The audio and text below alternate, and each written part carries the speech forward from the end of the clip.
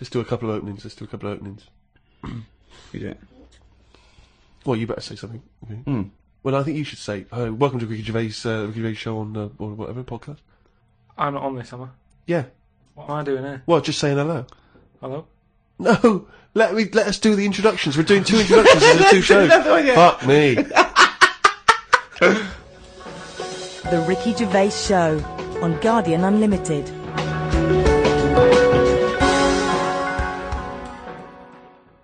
Right, welcome again to the Ricky Gervais Show on this Guardian podcast with me, Ricky Gervais, Steve Merchant, and Hello of course, hello there. Thanks. And of course, our producer Carl Pilkington. Right.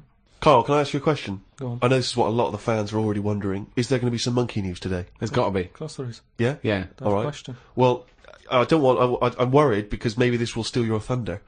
But Sarah Greer has emailed this in, once again, emailed to podcast@rickygervais.com. Chimp mauling under investigation. I know you're concerned, because this actually fuses 2 of our greatest features, Monkey News and Knob News, into one seamless whole. Oh. Investigators said they are trying to figure out how 2 chimpanzees that viciously attacked a visitor at an animal sanctuary escaped from their cage. This is the grim bit. The chimps chewed off a man's nose and severely mauled his genitals and limbs. Why did they go for his genitals? Both of them did as well. Eh? Both of them. Did you say 2 chimps? No, you're right, yeah, it was chimpanzees too. Yeah, I don't know if see, both which of them one went, did it? they just saw it there dangling away and they You just go went, for the nose? Yeah. I go for his bollocks. And Now, then what accent have they got there? I those don't chimps? know. Were they kind of New York gangster chimps? They're like soprano chimps. what happened to them anyway? What happened to what? The 2 guilty monkeys. Well, unfortunately, they were shot dead by the authorities. You see, that annoys me a bit. I know, but again, What are you talking about? They're attacking people's gonads! I know, but they were happy in an African jungle a couple of years ago. That's what they but do, isn't it? That is what they do. That's what animals do. Animals fight. Do you remember when that bloke? So what are you supposed to do? You're supposed to let them just wander off into the local mall and maybe savage some young children? Or a bucket with a face paint on it? No, all I'm saying is you don't shoot them for doing what's natural to them. They Yes, did you want to. do. Why? If anything attacks anyone's balls, No, and but why- bollocks, you attack 'em. no. Maybe they were shot during it. That you're allowed to shoot something that's doing something. But if they were they executed or were they shot in the attack? No, it says he shot them. Well, he shot them to death. I'm assuming he shot them to death as they were legging it off. But why aren't they just sort of tranquilised? Where was Why this? am Was I this in being the zoo? accused like it was my fault? Just because I happen to be reading Sarah Greer, who emailed it in, the one who should be getting a It bollocking. just annoys me how one way it's kind of like, you know, we're trying to save the pandas, and then the next day someone's shooting them or whatever. I know it's not a panda, but all I'm saying So is it's double therefore, the whole standards. argument falls apart. But go on. No, but what I'm saying is, what would happen? I've talked about this before about St. George killed the last dragon, right? Right, it didn't exist. It's the same thing though. No, there's never been any dragons. No. It's a mythical creature. Well, you don't By know mythical, that. it means we made this up, like the unicorn. I don't even. What was your point about the dragon? What's that got to do with Because this? I'm saying out, like, why is it alright to be going around, going mental with a gun, shooting all the monkeys and killing them? Because one day we're going to run out. What are you talking about? How have you extrapolated from this one incident of a couple of testy, happy That's what monkeys? I'm saying. That's what I'm saying. One incident. They only did it once. They've got a But bullet they're in not their head. shooting around and making them extinct, are they? If they carry on like that, they will. But Well, it's up to the monkeys to stop attacking people's private parts. It's But got that's what give and take here. No, I'm come sorry. on. That monkey doesn't know why it's in a cage. It's not going, oh, this is for my own good. It's that, even if it's animal husbandry, they're not sitting there going, well, I'll tell you what, let's stay here because it's, you know, they're trying to do a nice little breeding program here. Or we could get out and do what we do best, run amok, eat some bollocks, right, and have a good time. Right? They don't know what they're doing. They don't. And Carl's right. The poor little bastards get a bullet in the head. For what? And I'm saying, if they're attacking a human, shoot them to stop them, that's fine, okay? But if they're running away and they're, you know, don't shoot them in the back like a coward. This was an animal sanctuary, though. So presumably they had quite a cushy time there, because most of the ones I've visited, they've always got it easy. They're But hanging you around don't- on tyres, they got comfy chairs, they're wanking. They're going berserk, they're loving it. So, you know, you say that, I think I don't know, I just think there was something nasty, there was something a bit warped in these monkeys. I mean, But hang on a minute. You've just answered your own question there. You said they're in a sanctuary, so they haven't had a good upbringing. So they're going to be a bit more like madder than other monkeys, aren't they? Because that's where the ill ones go, isn't it? Sorry, what do you understand by sanctuary? Well, I've been to one for seals. It's not like a borstal. Yeah, exactly. He thinks it's a borstal. It's like scum. That they did some bad stuff in the jungle, and they had a little monkey court, and they went send him to borstal. So, well, what is it then? No, it's a monkey sanctuary where it like a haven. Well, it's not a haven, is it? It's got a bullet in the head. The Ricky Gervais Show on Guardian Unlimited. Talking of eating knobs, Yeah. Gilly Goulden. Now What's she been up to? Well, you saw her in I'm a Celebrity, Get Me Out of Here. I haven't been watching it. She popped a little kangaroo knob in the mouth, chewed it up. What, she just found it? Did she line around? No, it was one of the things that she had to Oh, it eat. was one of the challenges. Carol Thatcher, a daughter of one of our leaders. Sure. She popped a couple of bollocks in the mouth, Oh. chewed them up, swallowed them. Oh. And Gilly Goulden, there was a kangaroo penis there, dried. She couldn't even it was so tough she couldn't even get through it. And then she, eventually she eats What was it, like a pepperoni? Yeah, and she took, what do you think of that, Carl? What, eating that sort of stuff? Yeah. I watch it. I like those little trial bits, right? Yeah. But what I don't think people realise is, right, it is hard eating a little kangaroo knob. Right? Really? How do you know? No, it's just, you think about it and you go, oh, I couldn't do that, right? But what they never mention on the TV programme, which I think takes it to the next level, right, they're eating that at like 7:30 in the morning. Sure. Right. Which is breakfast. worse, innit? Yeah. Do you know what I mean? If I was there and Ant and Dec said, right, Carl, eat the knob, I'd go, hang on a minute, give us a few hours, let me get some rice and that on my belly, and just sort of fill me up a little bit more. I'll pop back at about 6:30 this evening, Right. have it ready. And I'd be happier then. It's just that thing of, You don't want to eat animal genitals on an empty stomach. So what are you saying? You could I'm saying like I could eat a knob at night, but just cut that there. We'll loop that. If any DJs are listening, just take that quote. I could eat a knob at night by Carl Pilkington. Maybe do a dance remix. Yeah, I think maybe you're sort of a house producer and you could maybe get some kind of high energy beat going, and then we could just send that out to some of the gay clubs. I'm sure it'd be really popular. Please, anyone send us, that looped with a nice little, funky house beat. Carl Pilkington saying I could eat a knob at night. no, but That's do you go on. know what I mean though? By that. Not really. Well, okay then, right. Okay. Now, I couldn't do it. I could not do it. I couldn't pop a kangaroo testicle in my mouth and chew it. It was disgusting to watch. She was eating witchetty grubs. Good on them because they were doing it. But then again, I think, well, they wanted to go in there. They knew they were up for it. So on the one hand, I think, is that admirable and is that showing sort of like good British metal, or is it, I'll do anything to get on telly for a week? I don't know. You know what I mean? Where does it stop? I thought Rebecca Lewis went too far when she gave the little pig a tug, but at least she knew where to stop. Yeah. She didn't, well, I think it's obvious when you have to stop. Yeah, but the pig tells you that. To pop the can. Also, again, where's the kangaroo hopping around without a cock? I'll tell you, here's another question, right? Bit of a spin-off with animals and that. Have you ever, right, Steve, killed a fly? Probably, yes. Right? Well, I was watching David Attenborough, right? He makes his money out of flies and that, doesn't he? Do you think he's ever killed one, or does he go, well, I can't kill that fly or that spider, because that's how I make my money? I don't know what the question is. I don't know what this question is. Like, my mum, right, she said, if a fly is knocking about the house, she never kills it, she always catches it and puts it out and that, and she said she'd never kill Who is one. she, Mr. Miyagi? What do you mean she catches it? How does she catch it? With a pair of chopsticks. No, she...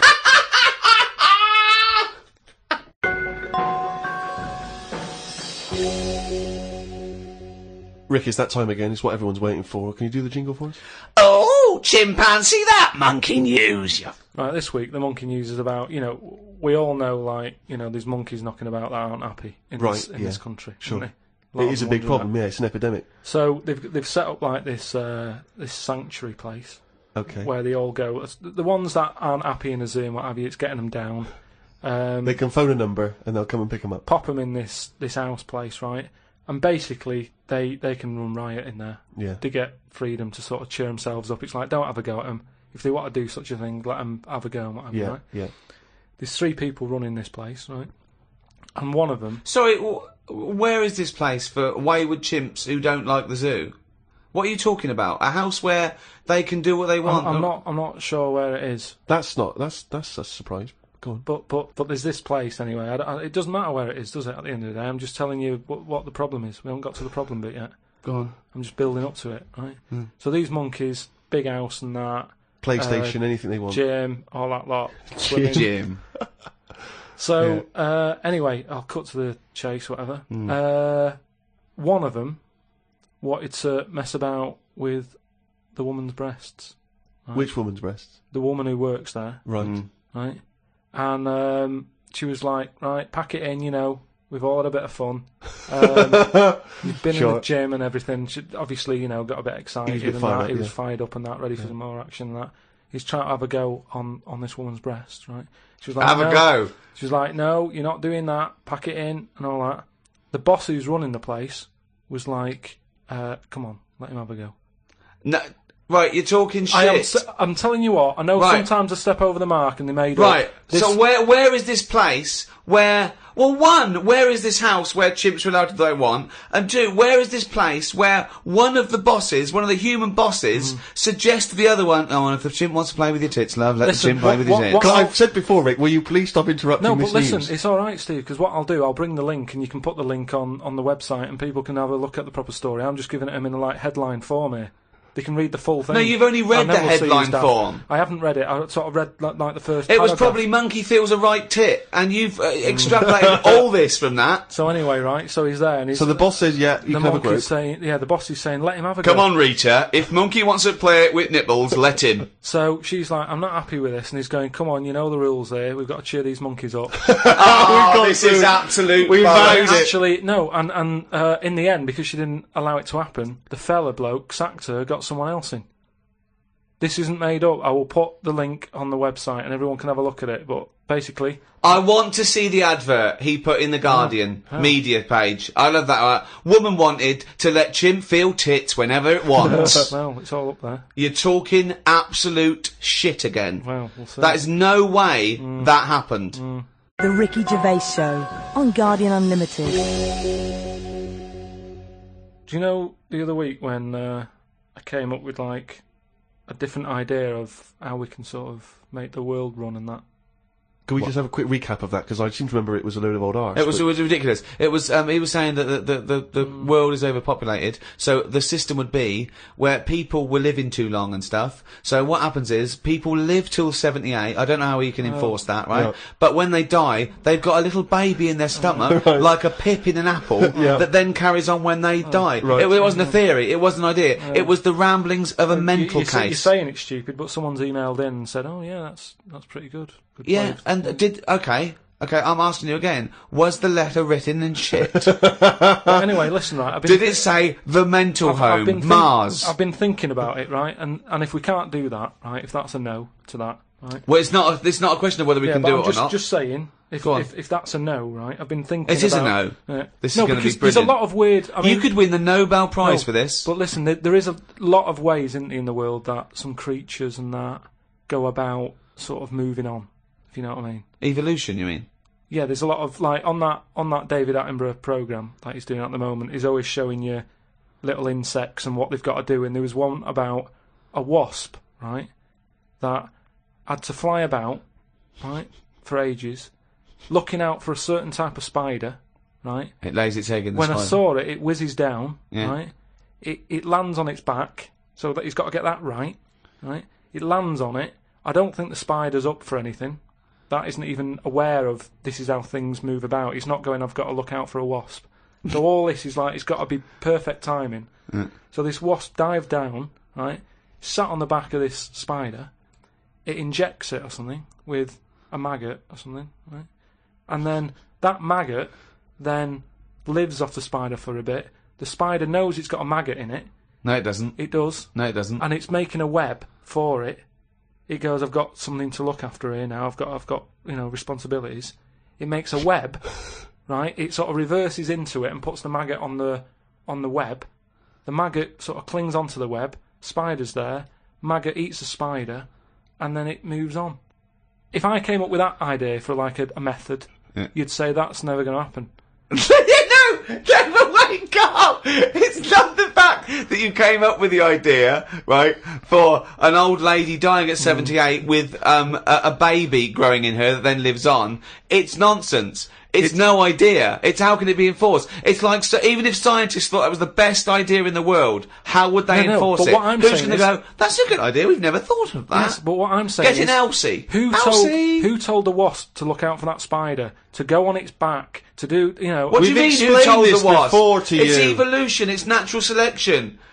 Yeah, but I can understand, you know, we've chatted about it before about giraffes having a long neck, but you're talking about a wasp and a spider who... That's as because far as you're I'm attributing thought and will behind their behaviour.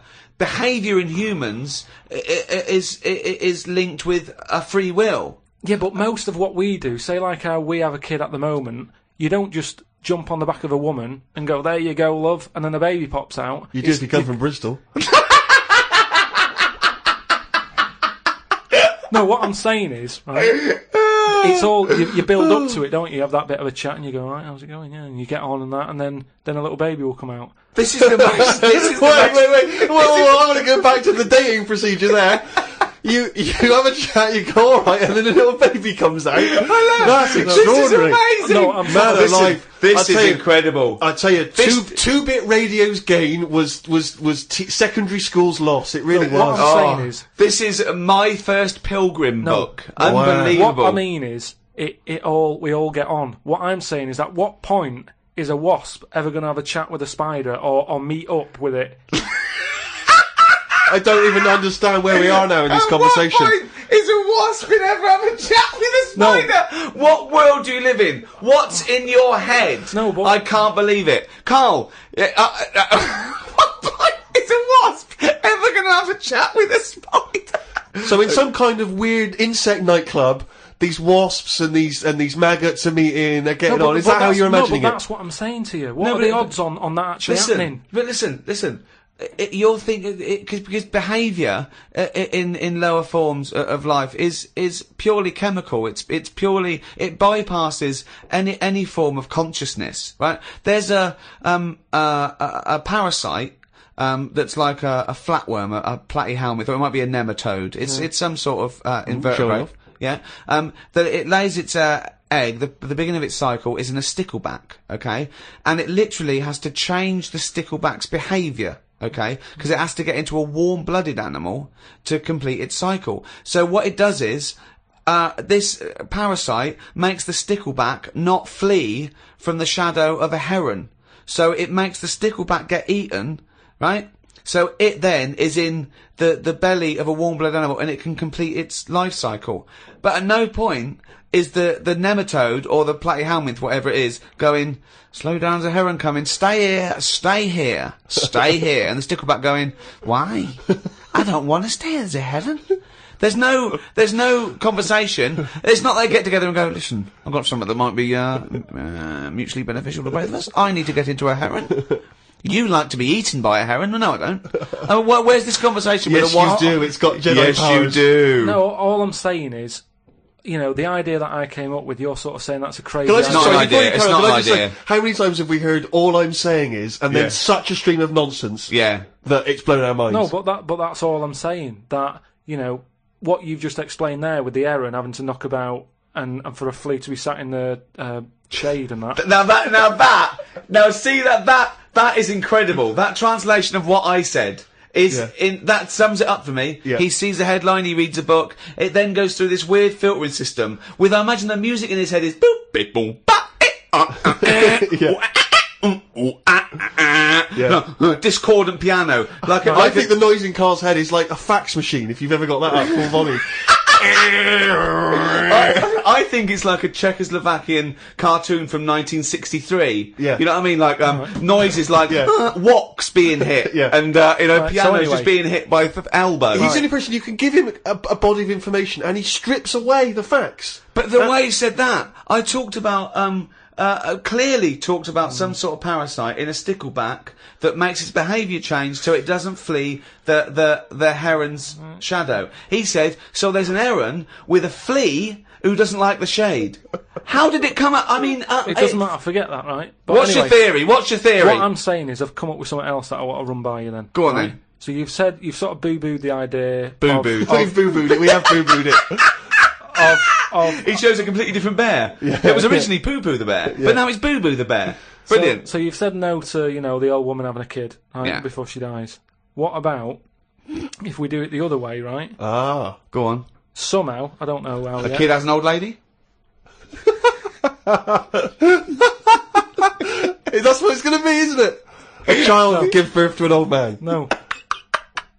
Right. What I'm saying is, right, Go on. work the other way round. Come on then. So if somehow we can inject something in like a body that's just died, right? Listen to this. Imagine this as notes. So- when he hands it into the Nobel people, Yeah. and they go, if there's a way that we can inject something, and they go, well, what? Well, I don't know the chemical formula, but something HO2. Right. So anyway, so you inject it in the temple. He's narrowed it down to the temple. Well, that's Fine. right. Yes, we inject something. So you inject it in. Who are you injecting? This old woman who's she's been ill and that she's died. So she's dead. So Yeah, we're bringing old people back to life. Okay, fine. That's step one. We just got to sort that out first. But fine, we'll crack that. Go on next. So we brought people back from the dead. Fine. Yeah, And but next. this is a way of controlling population. Remember, they can't be having it away and having kids. This is just the way we're going to Okay, work so from now. there's an old lady. So we start now. We start now as the world is now. So what happens? Right. So you get like an old woman. Who's dead? Yeah. Yep. Inject her and that. Inject her. And then what happens is she sort of wakes up. Amazing. Right. And she works the other way. So like she might be 77, Yep. and then she'll have a birthday. She's 76, and she's working that way. Right. If you know what I mean. Okay. Are you with me? No, keep it. Because the thing is, you've got. I've no I'm idea. really scared. Yeah. I'm really scared. This is the maddest thing you've ever said. Yeah. This is madder than the old lady with the pit like an apple in her belly. It sort of did work. This is No, it didn't work. It worked in your head. It's like a dream that you wake up and go, oh, I've got a great theory. And This it's is like, this is it. Let me just tell you the Go on then. ending, because the endings works out a bit better. go on. What I'm saying is, when you die at the age of 78. 9 months, What? at the age of 9 months, because that's when you come out. What do you mean when you die at the age of You're nine? not scared of dying because you're now a baby, so you don't know what's going on anyway. So there's no So fear. you missed out a bit here. So this woman, what, literally gets younger and younger? I think Yeah. when she's in her 20s, she's in her old age, Rick. Yeah, but it doesn't matter because that's the fun part of your life, isn't it? When you're 20 and you've got all your energy and that. So before you die, you're actually having a good life rather than it being the other way around. But does she do different stuff than she did on the way up? Because she's already lived 78 years, hasn't she? Don't forget. She was a baby once, and she grew to 78 years, then someone stuck a needle in her head and said, right, back you go. No, but forget all that bit. I'll forget all that bit. How do we okay. forget that bit? What I'm saying So is... she died and she doesn't remember all her, this is a new life, is it? Let me just leave you with this. Right, you're talking shit. Explain yourself. What I'm saying is, old people are scared of dying. When they're 77, they're going, oh, what's going to happen to me? Little injection in the head. When it's a baby, when it's like 1, and everybody around it's going, yeah, it's going to die soon and that. Baby hasn't got a clue, it's happy. It's playing about with its rattle or whatever. So it loses not all scared. its, so it loses all its memories. That's it. And then what happens? So when does it die? When it gets to naught? When it's 0 days old? It goes Yeah, through. it just dies. People know, it's almost like a countdown. So the family's aware of it. But aren't the family getting younger as well? What's happened to the family? Forget it then, we'll leave it as it is. No, leave it as it is, shall we? Shall we? Can we all agree on that, guys? Now, should we agree to leave it as it is? Is that all right? Because I don't want to hear any more from the diaries of Charles Manson. No, it's. I mean, you're a fucking maniac. If you're a maniac and you'd like to get in touch, then please email us at podcast@rickygervais.com.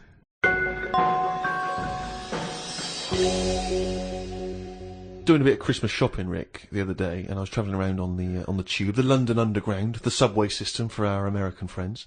And, as you know, but people around the world may not be so familiar, there's a recorded voice that you sometimes get on the tube that says, mind the gap. Oh yeah, before you open the door, Yeah. mind the gap. And the reason is that sometimes in some stations there is a gap between the train and the platform, and obviously, theoretically you could fall down And it's there or different whatever. sizes, so just that little reminder, mind the gap. You look down, it's safe. Just makes you stop. Seems to make sense. Yeah. Saw a teenager, wearing a t-shirt, don't know where he bought it. It just said, fuck the gap. He was tired of it. Yeah, he but- didn't want to mind the gap. But what I like is, what's he protesting about? I don't You know what I know. mean? It's not the police or the man keeping you down. That's just good, sensible health and safety information. That's like You know? saying fuck looking both ways before I cross Yeah. the road. Screw penicillin. I know. No, do you know what? I'm going to drink and I am going to use threshing machinery. And I don't give a damn.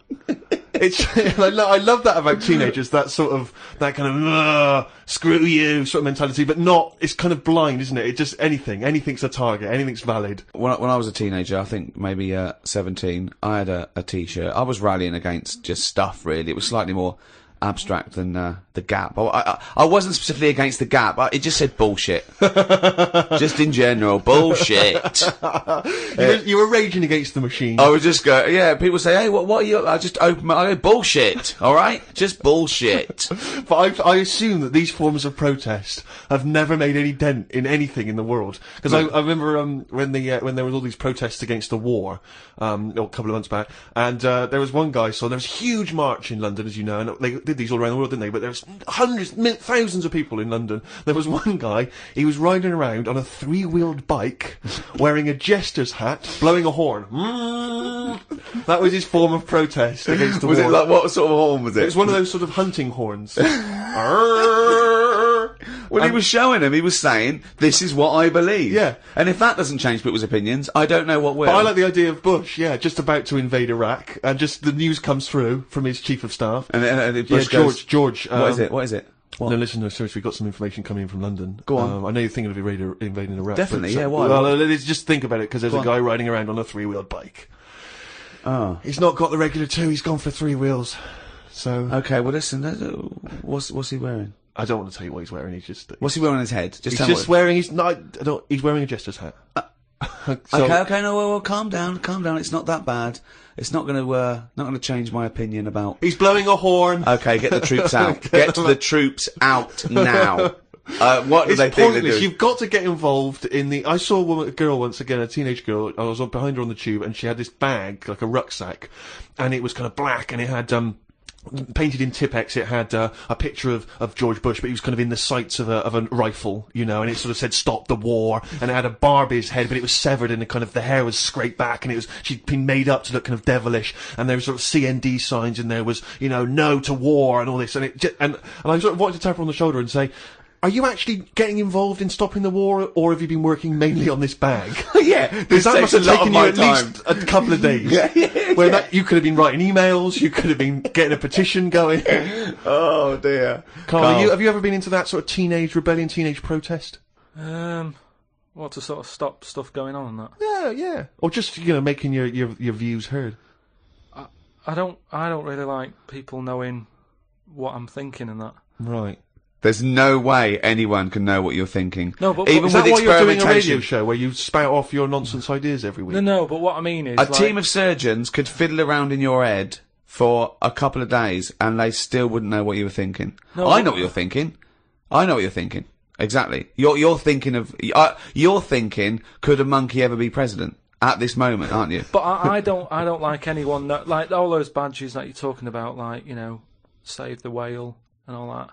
I don't like the idea that when I get on a tube and someone sees that, they sort of know that I want to save the whale. I don't like people knowing, even to the point of... It gives you a disadvantage in life, doesn't it? But just knowing stuff like when you get on a tube and say if you've been shopping, right, and you've had to buy an ironing board, I hate it that people sort of look at what you've got and go, oh, he's doing some ironing. Right, okay. That's got to be rare. I mean, you can't have bought more than 5 or 6 ironing boards in your adult but life. I don't mean just ironing boards. I mean, like, anything big where they can't wrap it, so they just put a carrier bag round a little bit of it, and everyone can see what you've just It's bought. weird because I bought an ironing board last week from Argos, and I did feel a little bit self-conscious. There you go. Because I thought people thinking, he's 30, why hasn't he got an ironing board yet? Yeah. No wonder he's a scruffy I bastard. pretend I'm going surfing whenever I buy an ironing board. I just make sure I go in Bermuda shorts and sunglasses, and I just walk down the street and I go, surfing USA, and they think, hey, there's a dude going to the beach. I pop on a bus, go home, do some ironing. Yeah. Wait a minute, what's that on his t-shirt? Bullshit. He's radical. I get still faintly embarrassed buying toilet paper. Yeah. I always have to buy something else to go with it. Yeah. I don't like, because if you just A buy that on newspaper. its own, if you buy it on its own, it's obvious that you're off for you're a dying shit, for yeah. one, Yeah. and it's like, I haven't got any in. Yeah. Whereas if you just chuck it in with a pot noodle, it's like, well, he's eating and he's thinking about later. Whatever. But Yeah, it's if you that- buy it on its own, you know that you've got none in the house and you've just rushed across the street to get some. Definitely. Because especially if you're still in your slippers. Well, that's about it for another podcast, and a new one in a week's time after Christmas. So, Merry Christmas, everyone. Have an absolutely blinding Christmas. Or a lovely whatever festival you celebrate in your part of the world. From Ricky Gervais, Stephen Merchant, and Carl Pilkington. If you want to send us anything, as ever, the email address is podcast@rickygervais.com. You can email just your thoughts on the show, if you've got some monkey news for Carl, or anything you think might intrigue Carl, or indeed maybe just some Christmas wishes. Then that's the email address, podcast@rickygervais.com. I would like to wish a particularly Merry Christmas to those guys at Positive Internet for all their genius input and good work hosting this podcast. Goodbye. Merry Christmas. The Ricky Gervais Show on Guardian Unlimited.